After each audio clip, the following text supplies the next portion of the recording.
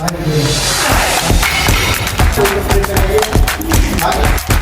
से 15 रेफरेंस रखनी। कह रहा हूँ कि आप अच्छे से वर्कआउट करो, प्रॉपर तरीके से करो।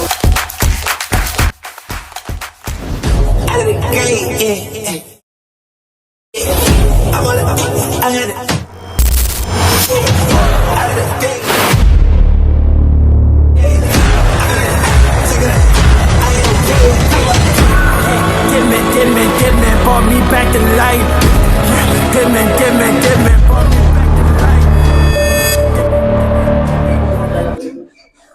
सो welcome to my YouTube family. आज फिर से एक बार आपके सामने ठीक इसी टाइम में आप लोग के सामने फिर से लेकर के आया हूँ एक नए वर्कआउट के साथ, नए सेशन के साथ, जो करेंगे आज हम लोग शोल्डर का वर्कआउट।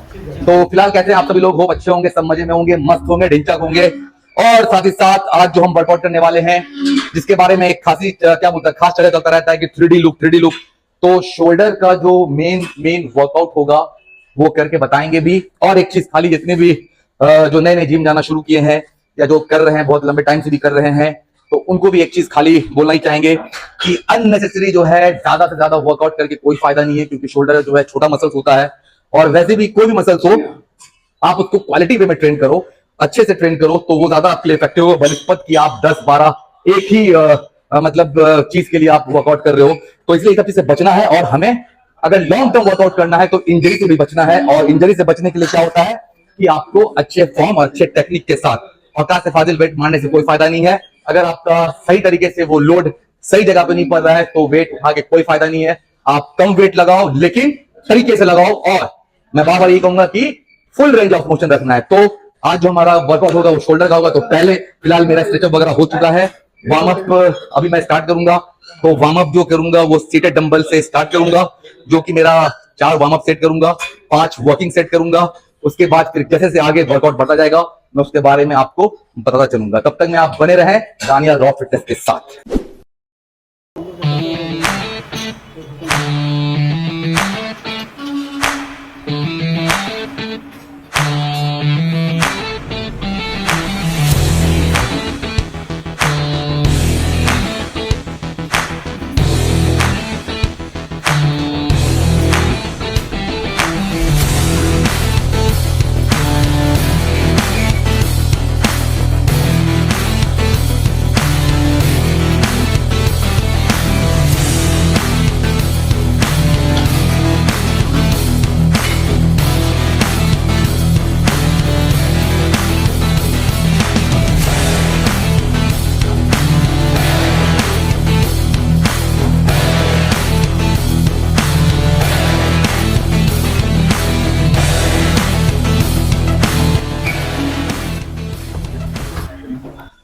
तो मेरा जो है वार्म अप हो चुका है। 10 केजी से 20 रैप, 20 केजी से 15 रैप और 30 केजी से 3 रैप, क्योंकि एनर्जी अभी और लेके जाना है वॉकिंग सेट पे। तो अब यहाँ से वॉकिंग सेट स्टार्ट करेंगे। और जो पहला वॉकिंग सेट होगा वो 30 केजी होगा। डंबल लास्ट 30 केजी का ही है फिलहाल यहाँ पे अवेलेबल। तो इसका 10 तक कम से कम रैप इसका लेकर के जाना है। रेंज रहेगा 10 से 12 के बीच में। और ये 5 सेट लगेगा। तब तक में क्या हालत होगा पता नहीं। तो बने रहिएगा और फॉर्म टेक्निक वो भी देखते रहना है और तरीके से, ताकि जब आप कल को ये वर्कआउट करो तो आपको समझ में आए कि आप कहाँ गलती कर रहे थे, कहाँ नहीं कर रहे थे। और अगर मेरे टेक्निक में, मेरे फॉर्म में अगर आपको कुछ गलत लगता है तो आप डेफिनेटली मेरे को कमेंट कर सकते हो।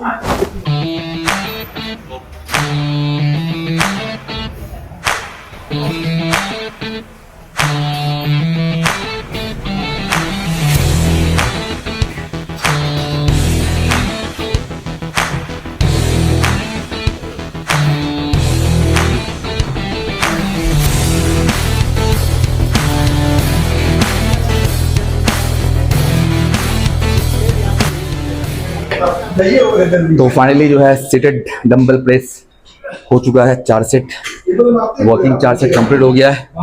जो कि रैप रेंज मैंने पहले बता दिया था कि 10 से 12 के बीच में रखेंगे। तो 10 10 10 लास्ट सेट 9 रैप। और जो रेस्ट टाइम था वो 90 से 100 सेकंड के बीच में ही रखना था। तो अब ये वर्कआउट खत्म हो गया है। अब हम करेंगे साइड डंबल लेटरल रेज। इसका काम क्या होता है?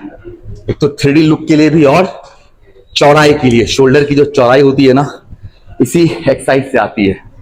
तो ये वर्कआउट भी काफी इफेक्टिव है और तरीके से करना है, अच्छे से करना है तो फायदा मिलेगा। ठीक है, तो अपन चलते हैं अब दूसरे वर्कआउट की तरफ। Dumbbell side lateral raise. Dumbbell को आगे हल्का सा स्लाइड फॉरवर्ड बेंड, ठीक है, और ये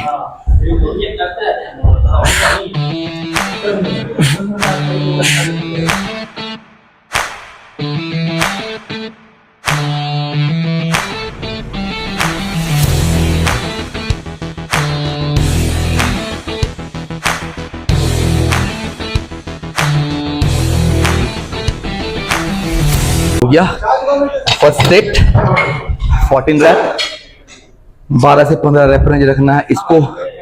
जब क्या बोलते हैं, जब हम अपन वॉल्यूम पे जब जाएंगे तो इसका और भी तरीका है, हेवी ले सकते हैं। खाली मेरे को जब पंप करना होगा तो फिलहाल अभी क्या है कि अभी अपन मसल्स बिल्ड कर रहे हैं तो तरीका सही होना चाहिए।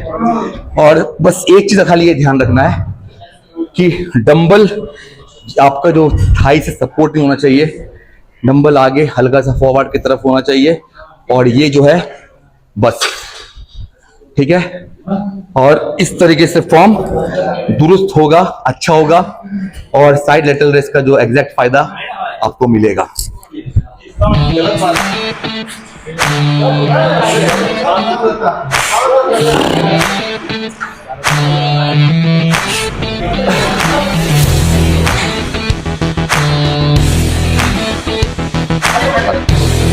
तो साइड डंबल लेटरल रेस हो चुका है, 4 सेट कंप्लीट हो चुका है, जो कि 15 केजी डंबल से 14 14 14 14 12 से 15 का रेफरेंस था, उसी बीच में रखे।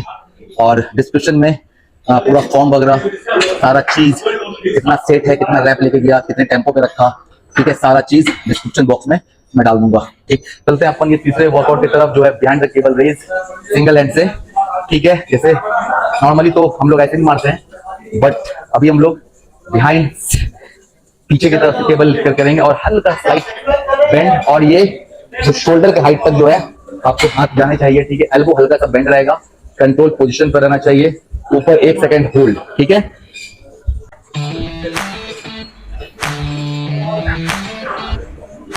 ध्यान रहे शोल्डर के ऊपर हाथ नहीं आना चाहिए। ठीक है,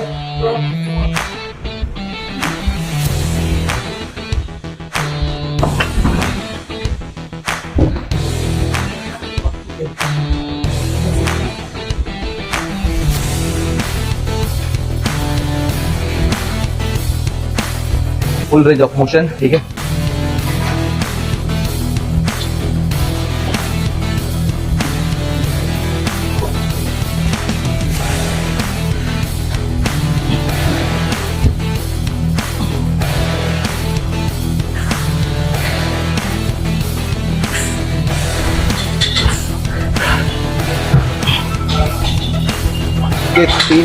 इसके तीन वर्किंग सेट लगाएंगे और इसके जो रेप रेंज रहेंगे वो आप करेंगे 12 से 15। आइसोलेशन वर्कआउट है तो रेस्ट टाइम सिर्फ 45 से 50 सेकंड रखना है। और जैसा कि मैंने बताया कि शोल्डर तक यहाँ लेकर के जाना है, बेल्ट हल्का सा ये, ठीक है, इसके बिल्कुल थाई में रखनी है और प्यार से फिर नीचे, तो कंट्रोल पोजीशन पे नीचे जाएगा, ऊपर 1 से 2 सेकंड स्क्वीज कर सकते हो आप, होल्ड कर सकते हो। ठीक है, तो ये शोल्डर के वर्कआउट का 3 वर्कआउट कंप्लीट हो चुका है। उसके बाद हम लोग करेंगे मशीन पे रेयर डेल्ट फ्लाई। ठीक है, उसके बाद लास्ट करेंगे हम लोग डंबल सर्च करेंगे, ठीक है, ट्रैप के लिए। तो ये कंप्लीटली आपका शोल्डर का वर्कआउट कंप्लीट हो जाएगा। तो फिलहाल अब हम लोग चलते हैं अपने ये 3 वर्कआउट, 3 से कभी और करनी, 2 से कभी और करनी है, तो ये हो जाएगा। उसके बाद फिर हम लोग नेक्स्ट वर्कआउट जो होगा वो रेयर।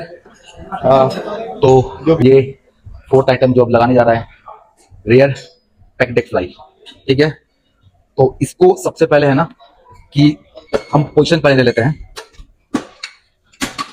ठीक है, पैड को चेस्ट से बिल्कुल चिपका लेना है। ठीक है, और जैसे ये है ना, इसको आराम से बिल्कुल यहाँ, ताकि पूरा कॉन्ट्रैक्शन बना जाए, फुल स्ट्रेट और हल्का सा ये एल्बो ये बैंड रहेगा। और एक चीज, जब आप यहाँ से लेके जाओगे तो वापस आपको यहीं पे लाना है, यहाँ नहीं लाना है। ठीक है, इसका भी ध्यान रखना है।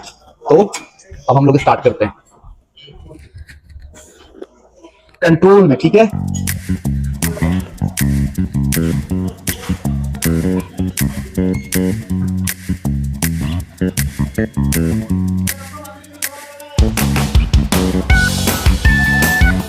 तो इसके 4 सेट लेंगे और 12 से 15 रेफरेंस रहेगा, उस हिसाब से वेट अपना आप लोग कर सकते हो। फॉर्म टेक्निक सब सेम रहेगा, ठीक है।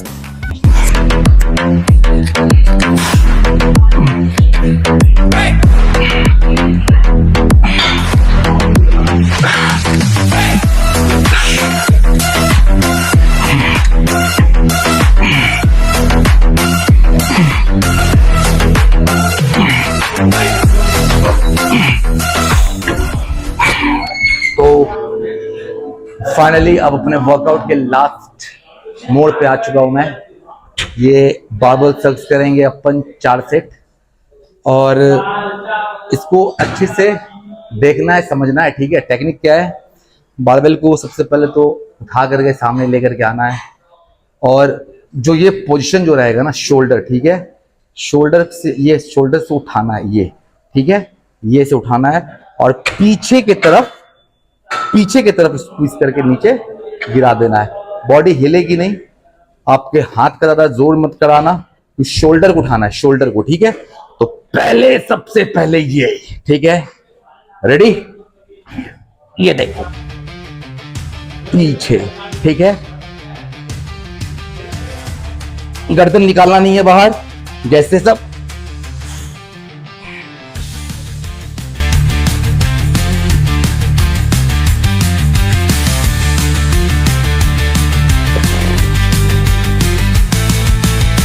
Thunder rumbles, distant dark clouds loom.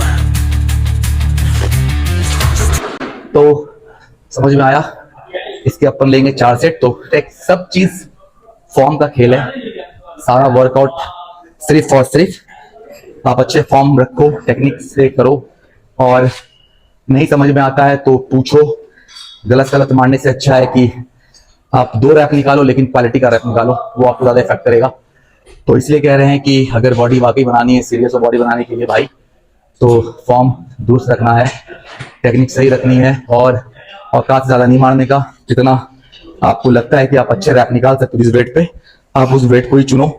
धीरे धीरे कोशिश करो कि फिर से वेट को बढ़ाओ और फिर क्वालिटी रैप निकालो। तो ऐसे ही होगा, एक बार में चाहोगे कि 100 किलो 200 किलो उठा लेंगे, तो ये पॉसिबल नहीं है। इससे आपको ही आगे चल के प्रॉब्लम हो सकता है। तो अगर बॉडी बनानी है तो पहले थोड़ा सीरियस होना है, और दूसरों को देखने से अच्छा है अपने स्ट्रेंथ को खुद पहचानना है।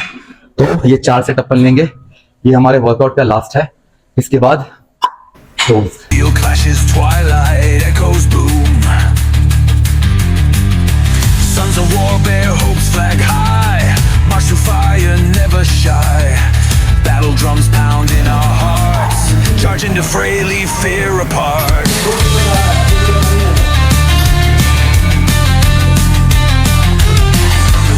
तो Bullets rain, yet we stand strong.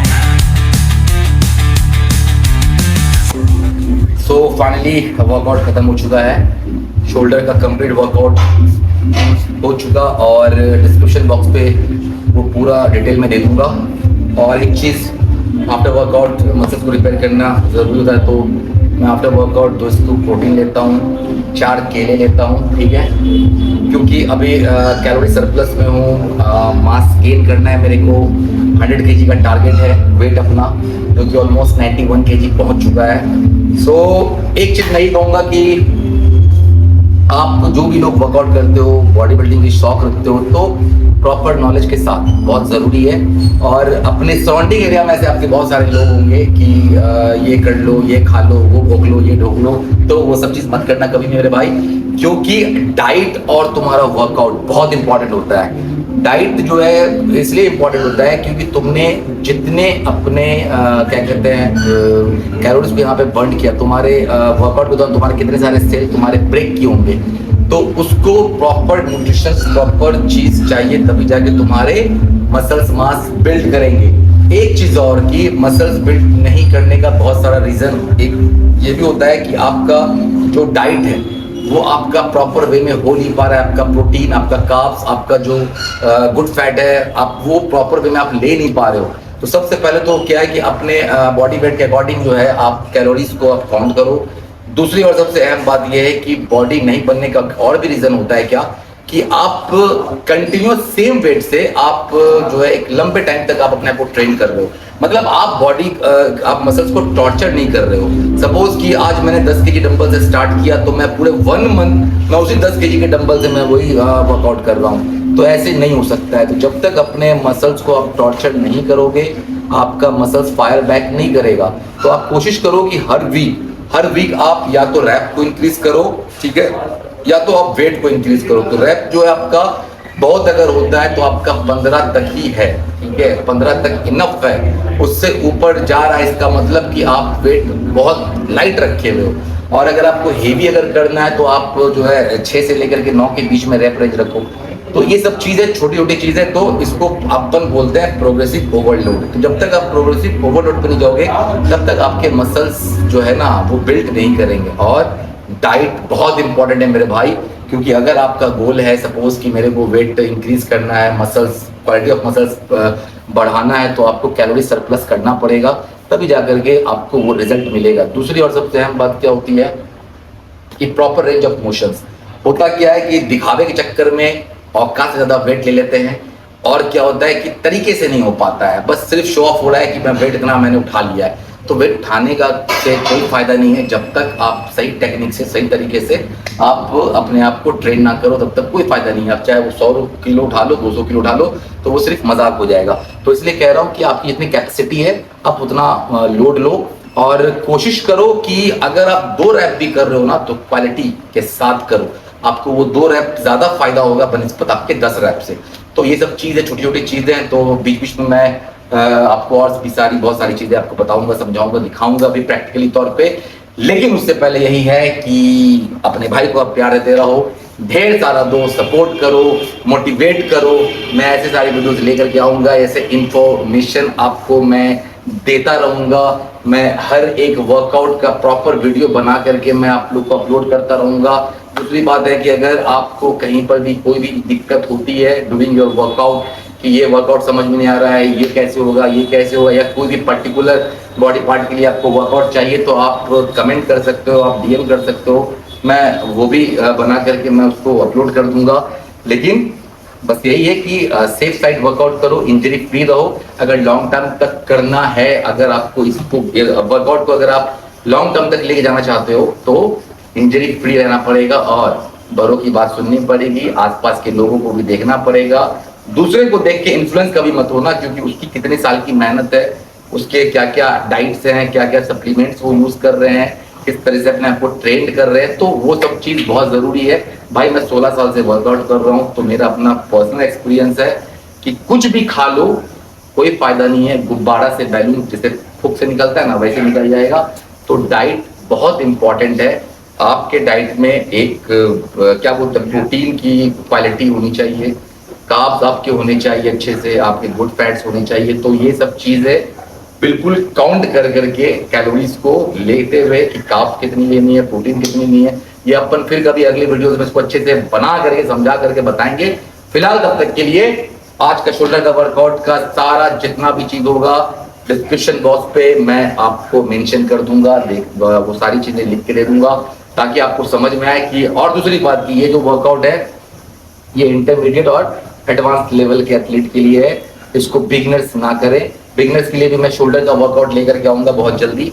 तब तक के लिए आप अपने भाई को ढेर सारा प्यार देते रहना, ढेर सारा क्या बोलता हूँ मोटिवेशन देते रहना, चैनल को देखते रहना, सपोर्ट करते रहना। और सबसे बड़ी बात है कि सीमांचल में ये पहली बार बनाया है, और यहाँ पर आपको सिर्फ और सिर्फ मिलेगी ज्ञान की बातें, कोई बकवास की बातें नहीं। और जो भी बात आपको जानने को मिलेगा वो प्रॉपर तरीके से बिल्कुल फुल नॉलेज के साथ, ऐसा नहीं कि आधा अधूरा ज्ञान आपको मिलेगा। तो इसलिए आप इस चैनल को देखना जरूर, फॉलो जरूर करना, दिल करे तो सब्सक्राइब करना, ना करे तो मत करना। बात बाकी ऐसे ही बने रहना मेरे साथ इस चैनल के थ्रू दानिया लॉ फिटनेस के साथ। तब तक के लिए मैं मोहम्मद दानिश इकबाल लेता हूँ आपसे अलविदा, साइनिंग ऑफ।